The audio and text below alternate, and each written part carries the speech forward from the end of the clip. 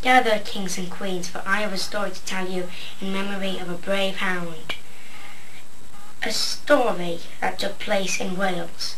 So one day in Wales there was this village, and a prince lived there, a hound and a baby. The prince was called Prince Llewellyn, the hound was called Bedgullard, and a baby, well, nobody really knew the baby's name, but he was an infant baby.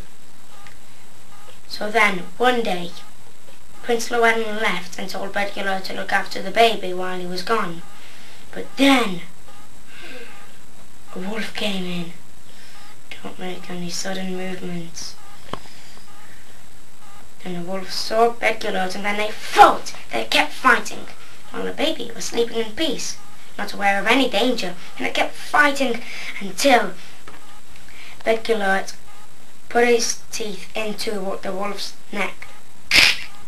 Then the wolf died. But then Prince Llewellyn came in and he couldn't see the baby or the wolf in the far corner. So then he just saw the blood everywhere and saw the blood on Bedgullard's mouth and paws. So then he took his knife and drew it into his heart until Bedgullard finally was dying and drew his last breath and died. But then he saw the wolf and he heard the baby crying, and then he found out what he has done.